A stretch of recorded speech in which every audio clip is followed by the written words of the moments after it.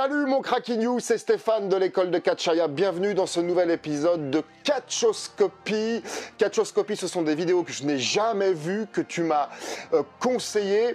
Là, en l'occurrence, ça sera un match contre le lutteur britannique Amazing Red, superbe accent, contre Rey Mysterio. Je suis Stéphane Noguès, directeur de l'école de Catchaya, école de Catchaya fondée en 2011.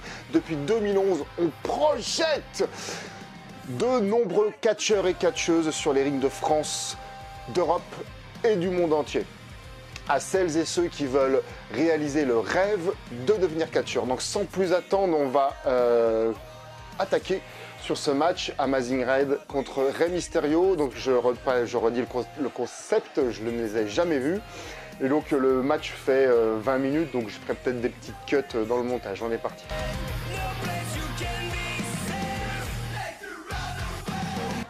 Donc c'est un lutteur britannique qui est vraiment réputé pour sa haute voltige, et c'est pour ça là, il va être opposé, confronté à Rey Mysterio. Et donc j'ai découvert, là pour le coup c'est pas un match que tu m'as conseillé, je suis en train d'écrire un livre sur un manuel, un guide pour les catcheurs, et j'ai entendu parler de Amazing Red, et donc ça m'a donné l'envie de me renseigner sur lui. Et donc il a fait des matchs notamment contre Rey Mysterio que tu vois là, contre Ricochet, des choses comme ça. Donc ça c'est un match de 2021. Mysterio, c'est un match de 2021 pour la Ring of Glory, la ROG.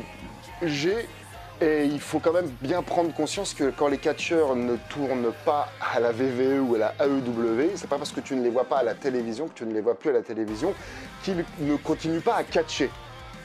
Et il y a beaucoup plus de catcheurs qui vivent du catch en étant dans le circuit, ou qui ont des gros revenus, ou qui sont bookés régulièrement grâce au catch indépendant. Ok, donc là ça annonce serrage de main, ça annonce un match sportif, donc là ça c'est un code face. Donc si Amazing Red fait ça, forcément Rey Mysterio ne le fait pas, sinon ils font le même taf, c'est les deux mêmes personnages, sinon ça n'a aucun sens. Et s'il y en a un qui est agité dans son coin, l'autre il va plutôt être monolithique, ou voilà, toujours bien dissocier les comportements. Donc là, je m'attends à du à toi, à moi, donc ça doit être certainement un match de main event. Je m'attends... Ah non, c'est pas mal, parce qu'on aurait pu s'attendre à un match à 2000 à l'heure, ce qui commence direct à toi, à moi d'ailleurs, et là, on part dans un truc technique. C'est pas mal. Et particulièrement sur des clés de jambes. J'imagine que c'est fait exprès d'être là où on les attend pas. Ça va peut-être monter dans le game ça va sûrement monter dans le game au fur et à mesure. Donc là, c'est clairement Rey Mysterio qui s'installe comme le heel, qui sort, qui refuse le combat. C'est intéressant. C'est intéressant. Donc je le redis, hein, j'ai jamais vu le match. Et c'est vraiment important pour toi que tu découvres, si tu ne connais pas, la scène indépendante. Ah, c'est marrant, là, il se tient la main très européen, comme ça. C'est très européen, ça, probablement sa culture latine. Mais ça aussi, c'est une passe, mais même française précisément, ça. Je l'ai fait 1000 fois avec Tonton Roca. Ah ouais, du à toi, à moi, on est sur la même level. Ah ouais, finalement, ils y viennent. On sent, moi je trouve qu'ils s'économisent, les gars. Ils s'économisent parce qu'il y a plein de dates avant, il y a plein de dates après.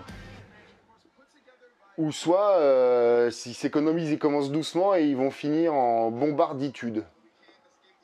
Ah mais putain, parce qu'en fait, c'est deux poids même légers, quoi, et qui proposent de l'opposition de force. C'est intéressant. Il faudrait savoir, je connais pas le contexte, ça aurait été intéressant de savoir ce qu'il y avait comme match auparavant dans la carte. Parce que bon, Rey Mysterio, je le redis, hein, je pense que c'est main event. Hein. Ça aussi, c'est des passes vraiment à l'ancienne. Pas du tout ricaine, mais ça, là ils l'ont loupé. Là ils ont loupé. Là. Ils se cherchent. Mais ça, je faisais ça avec Tonton Roca, mais c'est vraiment... c'est incroyable, quoi.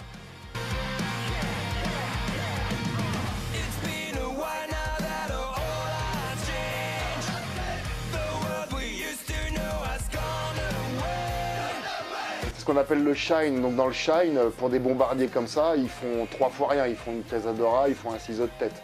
Ils vont pas faire un tornado d'Igiti dès le début, quoi. Évidemment. J'insiste là-dessus parce que ça se voit. Rey Mysterio, il faut savoir que Rey Mysterio fait toute sa carrière avec un genou en guimauve. Hein. Je l'ai déjà dit, je le redis, il y a un dicton qui dit tu te blesses en apprenant et après tu travailles avec ta blessure. Ils sont, enfin moi je trouve qu'ils sont pas du tout là où on s'attend et je trouve que le feeling entre les deux passe pas du tout. J'ai l'impression de les sentir en galère, quoi. Oh là là là là là là, c'est comme s'ils avaient eu extrêmement peu de temps pour préparer le match. Je les sens pas à l'aise, ils sont pas à l'aise là. Oh là là là là là.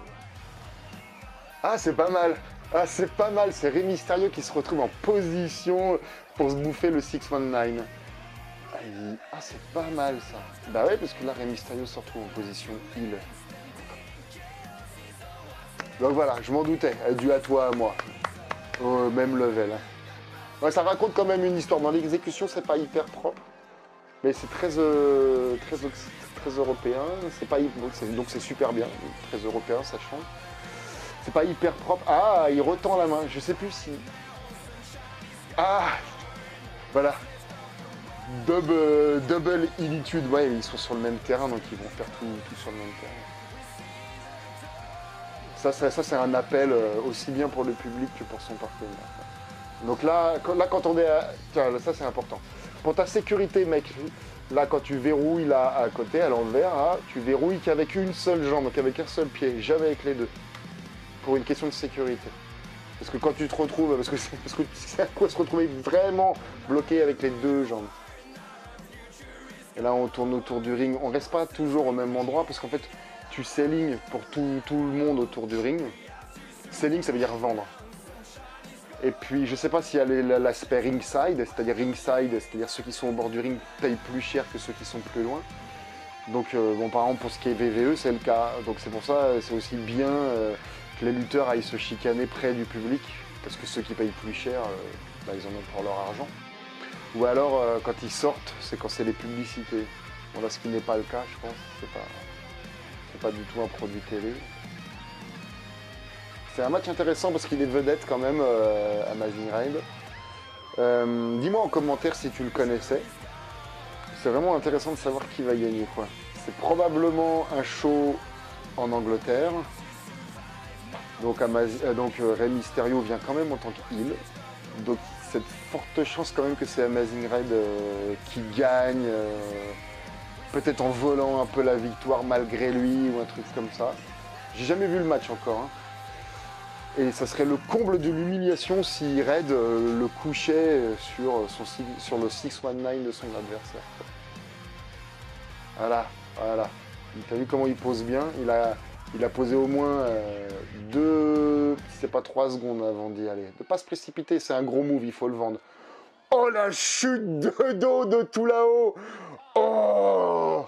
Il faut avoir 25 ans pour faire ça. Alors, ils mettent en replay ça, alors que ce qui engage beaucoup plus physiquement, c'est la chute de dos tendue qu'il a fait de tout là-haut. Pour l'exploit physique, ça mériterait plus un replay, mais là, en termes d'histoire qu'il raconte, ils mettent le dropkick. Le contre du hopspot, quoi. Le hopspot, le spot de l'espoir. Ouais, je pense que Rey Mysterio, il a l'air d'être fatigué. À mon avis, il était dans l'avion encore hier soir, il a dormi une petite nuit à l'hôtel. Il est venu un peu tard sur le set, il a préparé son match et puis il va partir tout à l'heure, quoi. Parce que là, il s'est déjà dégagé à 2,98. Ah ouais, pas mal.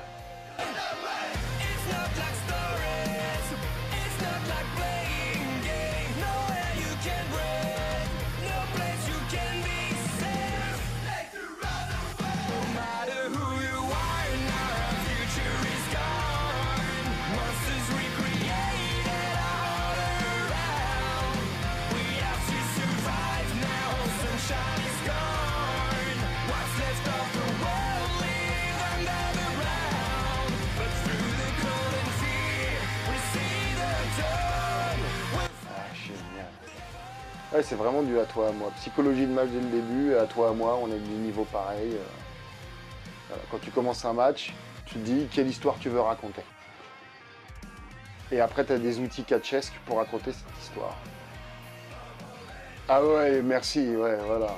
J'allais dire, il va pas se coucher là-dessus. L'arbitre, voilà, si l'arbitre y croit pas, c'est pareil, ça fait baisser toute la sauce. Hein, il y en a marre des arbitres qui sont particulièrement sur le marché francophone, en tout cas. Ouh. Ah, voilà.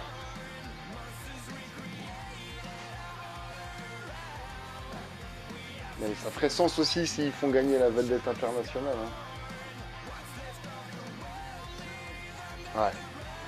Ouais. Bon, ils font pas gagner le loco. Mais le local, quoi. Mets-moi dans la zone commentaire si tu te doutais que Rey Mysterio allait gagner. Ah ouais, il le fait célébrer dans le coin, tiens donc. Intéressant.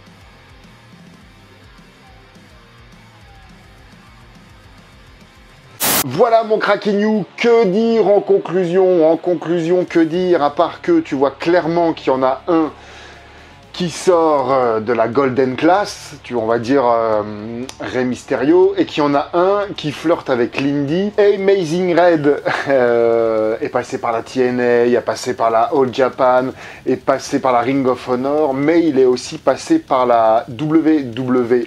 Il y a été de 2005 à 2012. En mai 2005, il est passé par un SmackDown, sinon il a fait un dark match, entre autres un dark match contre CM Punk.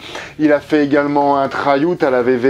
Mais si tu restes pas à la WWE pour rentrer au bout d'un moment dans le très gros rooster, c'est qu'il y a quelque chose, probablement, peut-être, que tu ne fais pas bien. Peut-être, tu vois, on voit aussi en termes dans la forme de corps, hein, tu vois. Rey Mysterio est beaucoup plus dessiné, beaucoup plus volumineux. Là, Amazing Ray, on peut voir que, bon, certainement que la diète n'est pas là. Également en termes de tenue, hein, la tenue d'Amazing Red n'est pas non plus super golden. Sinon, c'est un bon match de main event. On voit clairement que Rey Mysterio, à mon sens, n'est pas hyper concerné, qui vient prendre le cachet, mais il est là. Et donc la WWE, elle fait toujours ses courses dans le chaudron bien chaud du catch indépendant. Il faut d'abord que tu réussisses dans le catch indépendant. Le catch indépendant, ce n'est pas que la TNA, ce n'est pas que la Ring of Honor, ce n'est pas que...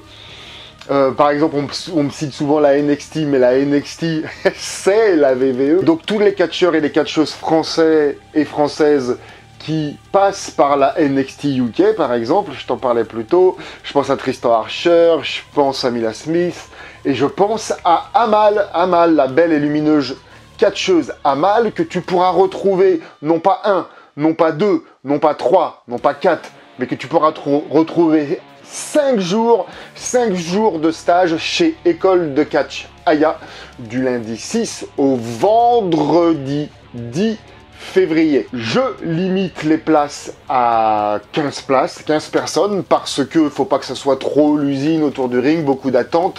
À l'heure où j'enregistre les vidéos, il y a déjà 5 places de prise, à l'heure où j'enregistre cette vidéo. Donc si tu veux toi aussi avoir la chance de participer à ce stage et peut-être intégrer l'école de Catch Aya, tu remplis le questionnaire qu'il y a là sur la page inscription de notre site. Une fois que tu es sur la page, tu descends un petit peu, tu cliques sur le lien pour remplir le questionnaire. Ça va m'aider à t'aider de t'orienter dans ton projet de devenir catcheur et ça va m'aider à t'aider de peut-être pouvoir intégrer ce stage avec Amal, l'espoir français. Elle a été à la WWE, en ce moment elle est dispo, mais elle va retourner à la WWE. C'est inespéré qu'il y ait 5 jours de dispo avec Amal. 5 jours, hein. Ça n'a encore jamais été fait. Plus d'infos si tu remplis ce petit questionnaire et tu vas choisir l'heure et le jour où tu souhaites avoir un entretien téléphonique avec moi, comme ça, pendant 15-20 minutes, afin de pouvoir décider si toi et moi, on va s'entraîner ensemble. Donc au plaisir de t'avoir au téléphone, au plaisir de te retrouver sur le ring, et en attendant, n'oublie pas que l'avenir appartient à celles et ceux qui s'enlèvent les doigts.